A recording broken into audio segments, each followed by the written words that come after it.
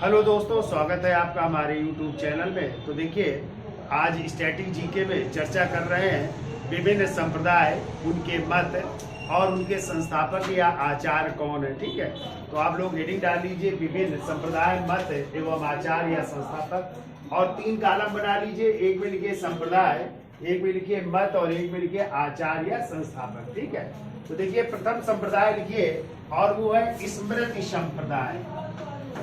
संप्रदाय में लिखिए स्मृति संप्रदाय। और स्मृति संप्रदाय का जो मत है वो है अद्वैतवाद।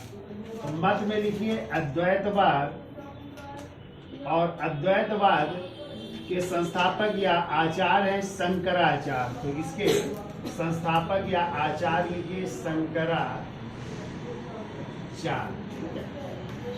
तो याद हो जाएगा।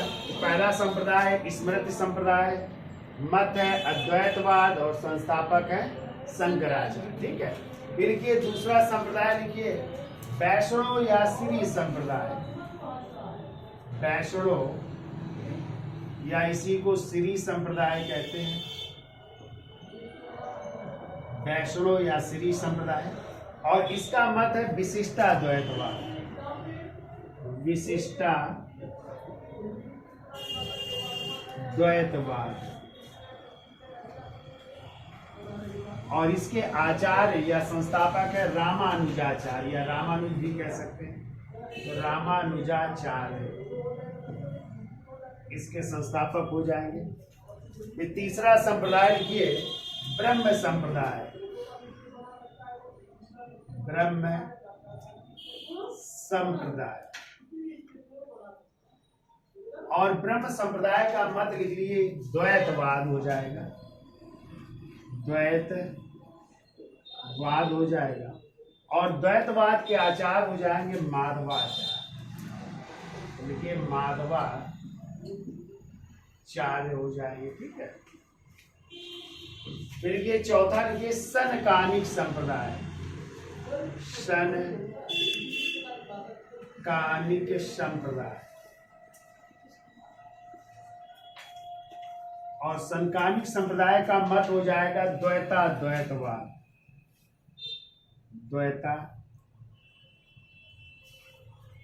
द्वैतवाद हो जाएगा, और इनके संस्थापक हो जाएंगे निम्बार्काचार्य।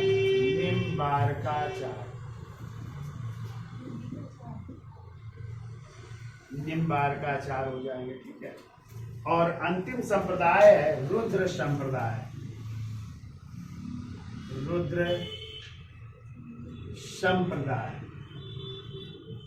और रुद्र संप्रदाय का जो मत है वो है शुद्धाद्वैतवाद।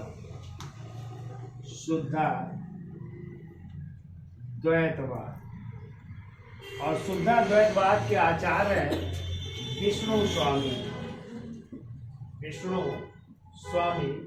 और उनके शिष्य हैं ना हो विष्णु स्वामी, तो उसको आगे बढ़ाने का कार्य किया था उनके शिष्य, जिनका नाम है वल्लभाचार्य। विष्णु स्वामी और दूसरा नाम लिखिए ना हो तो फिर वल्लभाचार्य हो जाएंगे। ठीक है, तो ये आपके 5 संप्रदाय हैं, उनके मत हैं और उनके आचार तो याद हो जाएंगे। स्मृति संप्रदाय का मत है अद्वैतवाद, संस्थापक कौन हो जाएंगे शंकराचार्य। फिर दूसरा है वैष्णव या श्री संप्रदाय, मत क्या हो जाएगा विशिष्टाद्वैतवाद, आचार्य रामानुजाचार्य। ठीक है, फिर है ब्रह्म संप्रदाय का मत है द्वैतवाद और इसके आचार्य है माधवाचार्य। फिर है सनकानिक संप्रदाय जिसे कहते हैं द्वैतवाद, इसके कौन हो जाएंगे निम्बार्काचार्य। और अंतिम है रुद्र संप्रदाय, इसका मत है शुद्धाद्वैतवाद और संस्थापक विष्णु स्वामी जी, और ना हो तो फिर वल्लभाचार्य। ठीक है, अब हेडिंग डाल लीजिए। अगला एक और टॉपिक चल लेते हैं, और वो है भारत के प्रमुख धर्म है। तो भारत के कौन कौन से धर्म हैं, लोग पूजा स्थल करने कहा जाते हैं। ठीक है, उनकी पवित्र पुस्तक कौन सी है और संस्थापक उस धर्म के कौन है। ठीक है, तो लिखिए भारत के प्रमुख धर्म।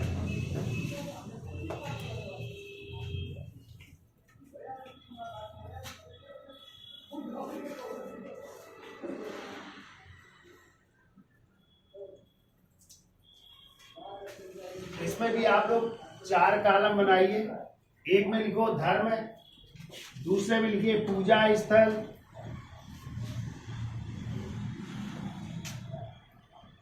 भारत के प्रमुख धर्म है।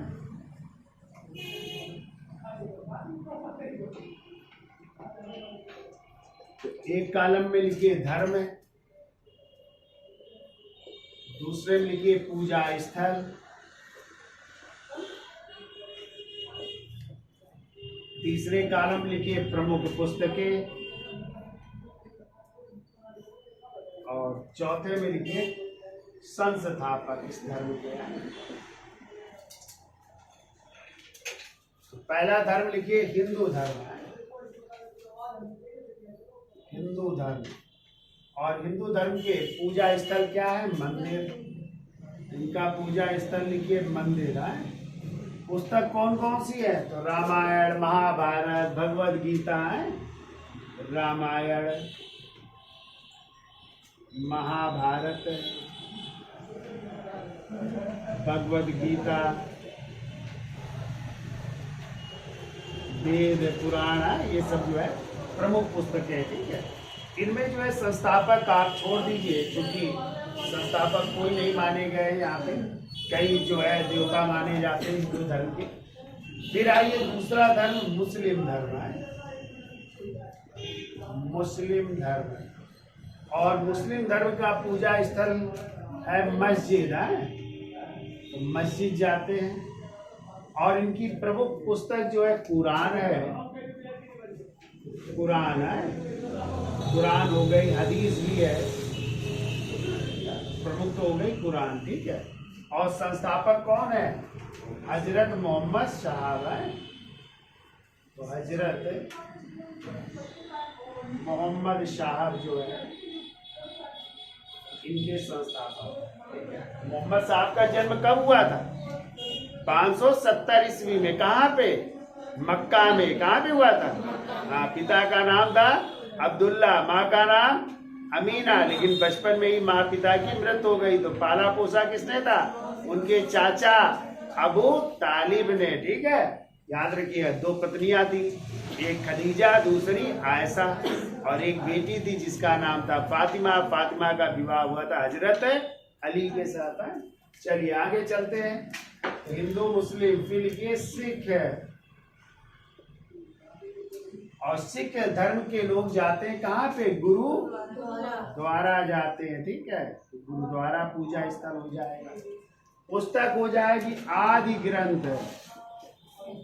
आदि ग्रंथ, या इसी को कहते हैं गुरु ग्रंथ साहिब है, गुरु ग्रंथ साहिब हो जाएंगे। ठीक है, और यदि संस्थापक की बात की जाए तो गुरु नानक देव हो जाएंगे, गुरु नानक देव, यानी प्रथम सिख के गुरु। ठीक है, तो बताओ आदि ग्रंथ किसने लिखा था? याद है? 5वें सिख के गुरु थे अर्जुन देव ने लिखा था ना, तो ये भी याद रखिएगा। सिख के बाद आइए ईसाई धर्म। ईसाई धर्म के लोग कहाँ जाते हैं पूजा करने? चर्च, या इसी को कहते हैं गिरजाघर है। पवित्र पुस्तक कौन सी है? बाइबल। कौन सी है? बाइबल। और इसके संस्थापक है ईसा मसीह जी है, ईसा मसीह या क्राइस्ट है, यीशु क्राइस्ट ये कह सकते हैं। ईसाई के बाद आइए पारसी धर्म। ये अब आपको 2 धर्म कम पता रहते हैं लोगों को। पारसी धर्म के लोग देखो पूजा स्थल क्या है? अग्नि मंदिर। कई बार क्वेश्चन आया है कि पारसी धर्म का पूजा स्थल क्या है? तो अग्नि मंदिर, या इसी को फायर टेम्पल भी कह सकते हैं। ठीक है, फायर टेम्पल भी कह सकते हैं। और इनकी पुस्तक है पवित्र पुस्तक जिसका नाम है जेंद अवेस्ता। जेंद अवेस्ता पुस्तक है। और संस्थापक है कौन? जरथुष्ट्र। जरथुस्त्र संस्थापक हैं इस धर्म के। फिर अंतिम लिखिए यहूदी धर्म। यहूदी धर्म, और यहूदी धर्म के लोग जो है पूजा करने जाते हैं सिनेशॉन्ग। तो सिनेशॉन्ग या सिनेगोंग भी मिल सकता है, सिनेशॉन्ग या सिनेगोंग, सिनेगोंग, ठीक है। और इनकी पवित्र पुस्तक है तोरह पुस्तक है, ठीक है। और संस्थापक है मूसा या मोसेज कह सकते हैं, मूसा या मोसेज है। तो ये आप लोग 6 धर्मों के बारे में याद रखिएगा। तो हिंदू धर्म के लोग मंदिर, पुस्तक, रामायण, महाभारत, भगवत गीता, वेद, पुराण है, ये सब हो जाएंगे। मुस्लिम धर्म के लोग मस्जिद, पुस्तक, कुरान या हदीस, संस्थापक हजरत मोहम्मद साहब। सिख धर्म के लोग गुरुद्वारा, पवित्र पुस्तक, आदि ग्रंथ या गुरु ग्रंथ साहिब, संस्थापक गुरु नानक देव। ईसाई धर्म के लोग कहाँ जाते हैं? चर्च या गिरजाघर, पवित्र पुस्तक बाइबिल, संस्थापक ईसा मसीह हो जाएंगे, ठीक है। पारसी धर्म के लोग अग्नि मंदिर या फायर टेम्पल, पवित्र पुस्तक जैन अवेस्ता, संस्थापक जरथुस्त्र। जबकि यहूदी धर्म के लोग जाते हैं सिनेगोंग या सिनेसांग, पवित्र पुस्तक तोरह, संस्थापक मूसा या मोसेस। तो याद हो जाएंगे। कभी कभी कंफ्यूज हो जाते हैं बच्चे, तो याद रखिएगा। छोटी चीज भी पूछी जा सकती है एग्जाम में आए। जैसे कई बार पूछा गया पारसी धर्म के लोग, यहूदी धर्म के लोग कहाँ पूजा करने जाते हैं, या संस्थापक कौन है, या पुस्तकें भी पूछी जा सकती है। नोट कर लिया, इसके साथ ले लो और नोट कर दो है। चलिए अब हेडिंग डाल लीजिए कुंभ के मेले। तो देखो अभी पुलिस का एग्जाम हुआ है और छोटा सा क्वेश्चन आ गया था कि कुंभ का मेला है उत्तर प्रदेश में प्रयागराज में किन नदियों के किनारे लगता है, आया था पुलिस में। तो ये भी पूछा जा सकता है। तो था आंसर ना, गंगा, यमुना और पौराणिक सरस्वती नदी किनारे था। तो ऐसे भी क्वेश्चन आ जाते हैं और आप लोग क्या कराते हो, गलत कराते हो। नहीं, भगवान कृष्ण का जन्म स्थली आ गया था, हाँ, कहाँ पे हुआ था, नहीं आया था। हाँ, तो छोटे क्वेश्चन भी आ जाते हैं और कभी कभी छोटे क्वेश्चन ही क्या हो जाते हैं, गलत हो जाते हैं। इसलिए इनको भी याद रखना जरूरी है आपको है। तो कुंभ के मेले कितनी जगह लगते हैं भैया? 4 जगह। कहाँ कहाँ? प्रयागराज, हरिद्वार और उज्जैन और नासिक। तो कई बार क्वेश्चन आया है कि उज्जैन किस नदी के किनारे है? क्षिप्रा नदी के किनारे। और राजा है नासिक किस नदी के किनारे है? तो गोदावरी नदी के किनारे है। तो जल्दी से लिख लीजिए, लिखिए कुंभ मेले आए, कुंभ मेला। छोटे छोटे टॉपिक है, लिख लीजिए कुंभ मेला। तो पहला लिखिए कुंभ का मेला कहाँ पे? प्रयाग। पहले तो ये एक पॉइंट लिखिए, एक पॉइंट फिर लिखिए। देखो बृहस्पति एवं सूर्य की स्थितियों के अनुसार है, कहीं कहीं पूछा गया है किन की स्थितियों के अनुसार कुंभ के मेले लगते हैं। तो किन? बृहस्पति एवं सूर्य की है, लिख लो। बृहस्पति एवं सूर्य की स्थितियों के अनुसार इसका आयोजन होता है। सूर्य की स्थितियों के अनुसार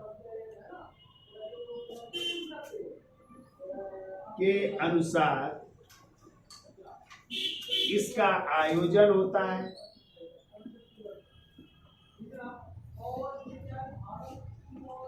इसका आयोजन होता है। तो लिखिए पहला प्रयागराज,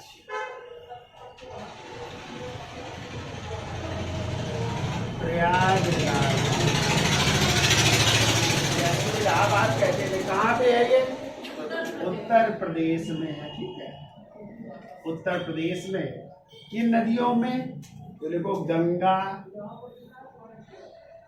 प्लस यमुना प्लस पौराणिक सरस्वती है, पौराणिक सरस्वती नदी के किनारे जो है कुंभ का मेला लगता है प्रयागराज में, ठीक है। तो गंगा, यमुना और सरस्वती, ठीक है। क्या स्थिति होती है बृहस्पति एवं सूर्य की? तो देखो, सूर्य के मकर राशि एवं बृहस्पति के वृषभ राशि होने पर सूर्य के मकर राशि व बृहस्पति के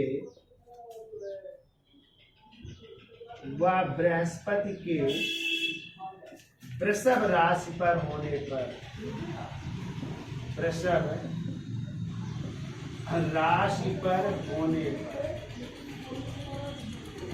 ठीक है। यानी सूर्य किस पर होता है? मकर राशि पर, और बृहस्पति वृषभ राशि पर होता है। तब जो है कुंभ का मेला लगता है कहाँ पे? प्रयागराज में। क्लियर? अब आइए दूसरा लिखो, दूसरी हेडिंग डाल दीजिए हरिद्वार। दूसरा कुंभ का मेला हरिद्वार में लगता है। हरिद्वार आज कहाँ पे है? तो लिखिए उत्तराखंड में है, ठीक है। उत्तराखंड किस नदी के किनारे है? तो गंगा नदी के कभी आ जाए तो दाएं तट पर है। किस तट पर? दाएं तट पर। जैसे ये भी है आपका गंगा नदी के दाएं तट पर है, ठीक है। कभी आ जाए प्रयागराज किस नदी के तट पर? तो गंगा नदी के दाएं तट पर। तो भी याद रखिए। केवल बनारस आपका गंगा नदी के बाएं। जैसे कानपुर आ जाए तो ये भी गंगा नदी के दाएं तट पर है। हरिद्वार भी है, इलाहाबाद भी है, लेकिन बनारस गंगा नदी के बाएं तट पर है। कहाँ पे लगता है? हरिद्वार, उत्तराखंड, गंगा नदी के तट पर है। कब लगता है? तो लिख लो इसमें, सूर्य के मेष राशि पर होने पर। सूर्य के मेष राशि पर होने पर, मेष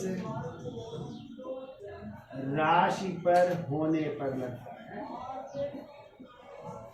मेष राशि पर जब सूर्य होता है तब ये लगता है, ठीक है। तीसरा लिखिए उज्जैन। तीसरा लिखिए उज्जैन। उज्जैन कहाँ पे है? तो मध्य प्रदेश में है उज्जैन, मध्य प्रदेश में, ठीक है।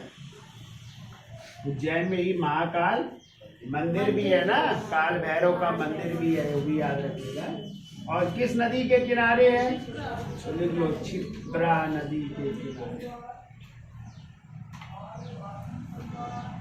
क्षिप्रा नदी के किनारे है।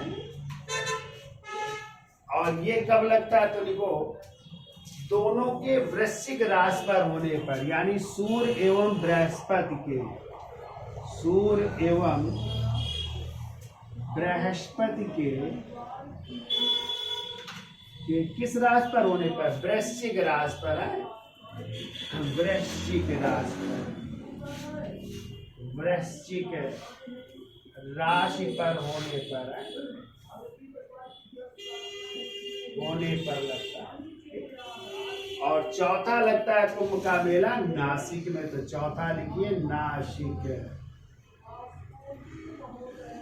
नासिक। और नासिक कहाँ दिया?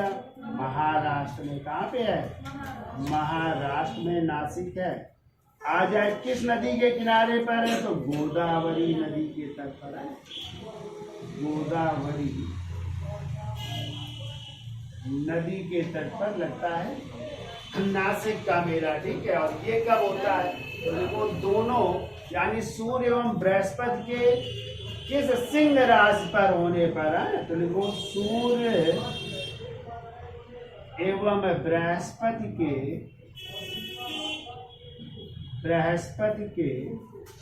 सिंह राशि होने पर, सिंह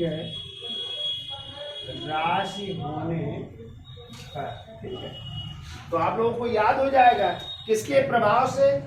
बृहस्पति एवं सूर्य की स्थितियों के अनुसार इनका आयोजन किया जाता है। अब याद रखना, ठीक है। तो दो तो याद हो जाएंगे, यानी जब सूर्य एवं बृहस्पति किस पर हो? वृश्चिक राशि पर, तो उज्जैन वाला लगता है। जब सूर्य एवं बृहस्पति सिंह राशि पर हो तो नासिक वाला। यहाँ पे थोड़ा याद रखना, प्रयाग वाला लगता है जब सूर्य मकर राशि पर होता है, बृहस्पति वृषभ राशि पर होता है। हरिद्वार वाला जब सूर्य के केवल सूर्य किस राशि पर, मेष राशि पर होता है, तब जो है हरिद्वार में लगता है। तो याद हो जाएंगे चारों जगह और स्थितियां भी याद हो जाएंगी। ठीक है, तो स्क्रीनशॉट ले लीजिए और नोट कर लीजिए आप लोग।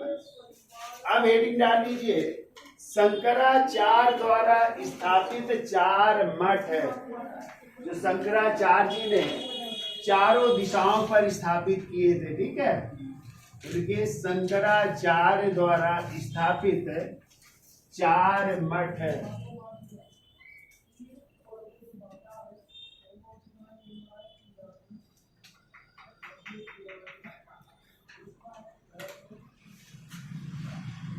हेडिंग डाल लीजिए, शंकराचार्य द्वारा। नाम सुना है शंकराचार्य जी का? इनका जन्म हुआ था केरल के कलारी गांव में। ठीक है, केरल के कलारी गांव में। और इनका दूसरा नाम है प्रच्छन्न बौद्ध भी कहते हैं। ठीक है, क्या कहते हैं? प्रच्छन्न बौद्ध, कई बार आया है। ठीक है, शंकराचार्य द्वारा स्थापित 4 मठ है। ठीक है, तो आपकी ये 4 दिशाएं हो गई ना, पूरब पश्चिम उत्तर दक्षिण में। तो पूरब में क्या है, पश्चिम में क्या, उत्तर में दक्षिण में। ठीक है, तो चलिए पहला लिखिए, पहला लिखो कौन सा, ज्योतिष पीठ लिखिए। ज्योतिष पीठ, और ज्योतिष पीठ आपका है बद्रीनाथ उत्तराखंड में। बद्रीनाथ उत्तराखंड है, तो ये ज्योतिष पीठ हो जाएगा। दूसरा लिखिए गोवर्धन पीठ है। गोवर्धन पीठ है, और गोवर्धन पीठ आपका हो जाएगा कहाँ पे, पुरी उड़ीसा में हो जाएगा। पुरी उड़ीसा में हो जाएगा। तीसरा लिखिए श्रृंगेरी पीठ है। श्रृंगेरी पीठ है, ये हो जाएगा कांची मैसूर कर्नाटक में हो जाएगा। कांची मैसूर कर्नाटक में हो जाएगा। और चौथा है शारदा पीठ, और शारदा पीठ आपका हो जाएगा गुजरात में, यानी द्वारका गुजरात में। शारदा पीठ द्वारका गुजरात, द्वारका गुजरात है। कभी आ जाए पूरब पश्चिम उत्तर दक्षिण, तो इस तरह बना लो। तो पूरब में क्या हो जाएगा, पुरी। पूरब में क्या हो जाएगा, पुरी। पश्चिम में क्या हो जाएगा, द्वारका। द्वारका हो जाएगा।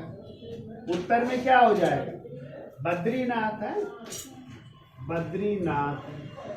और दक्षिण में क्या हो जाएगा, दक्षिण में हो जाएगा कांची है।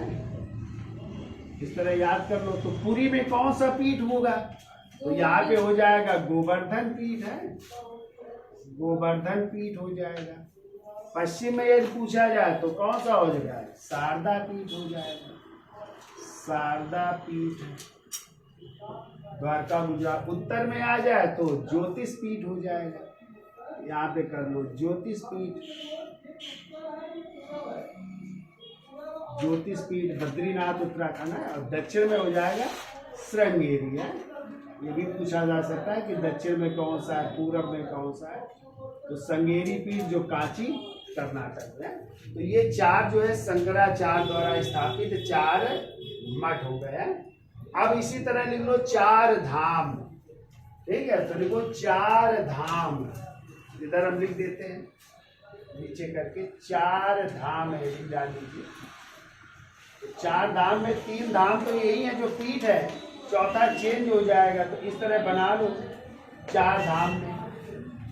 तो पूरब में हो जाएगा पुरी, यानी जगन्नाथपुरी है, जगन्नाथपुरी, जो कहाँ पे पड़ेगा, उड़ीसा में पड़ेगा। एक तो धाम ये हो गया जगन्नाथपुरी, दूसरा धाम हो गया द्वारका। द्वारका कहाँ पड़ जाएगा? गुजरात में, यानी पश्चिम में पूछा जाए धाम तो द्वारका गुजरात। उत्तर में आइए तो उत्तर में हो जाएगा आपका बद्रीनाथ हो जाएगा। तो बद्रीनाथ जो कहाँ पे है? उत्तराखंड में हो जाएगा, उत्तराखंड में हो जाएगा। दक्षिण में यहाँ पे चेंज हो जाएगा, क्योंकि यहाँ पे मठ कौन सा है दक्षिण में? श्रृंगेरी, ठीक है। यहाँ पे आप पहुंचेंगे रामेश्वरम, रामेश्वरम। और रामेश्वरम कहाँ पे? तमिलनाडु में हो जाएगा, तमिलनाडु में हो जाएगा। तो ये 4 धाम है चारों दिशाओं में, ठीक है, याद हो जाएंगे। तो जगन्नाथपुरी कहाँ? उड़ीसा में। द्वारका कहाँ? गुजरात में। बद्रीनाथ कहाँ? उत्तराखंड में। और रामेश्वरम कहाँ? तमिलनाडु में हो जाएगा, ठीक है। ये 4 धाम याद भी रखिएगा। अब चर्चा कर लेते खड दर्शन की अंतर्माय। तो हेडिंग डाल लीजिए खड दर्शन, यानी 6 दर्शन। तो इसका स्क्रीनशॉट ले लो, आगे चलते हैं। तो खड दर्शन लिखिए।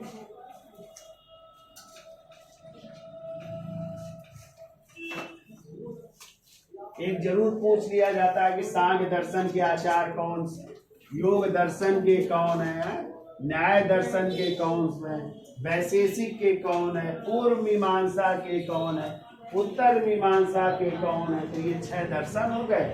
एक और है वो भौतिकवादी दर्शन है, उसकी भी चर्चा कर लेंगे। तो पहले हेडिंग डालिए खड दर्शन। खड माने क्या होता है? 6 है, खड दर्शन। एक तरफ लिख लो दर्शन और दूसरी तरफ उसके रचयिता या आचार्य, जो भी लिखना चाहो, आचार्य या रचयिता है। तो पहला लिखिए सांख्य दर्शन। सांख्य दर्शन। और सांख्य दर्शन किसका है? कपिल मुनि का है, कपिल मुनि का हो जाएगा, ठीक है। दूसरा लिखिए योग दर्शन। योग दर्शन। और योग दर्शन हो जाएगा पतंजलि का। पतंजलि योग पीठ नाम सुना है ना, वैसे याद रख लेना। पतंजलि किसके हैं? योग दर्शन के। तीसरा लिखिए न्याय दर्शन।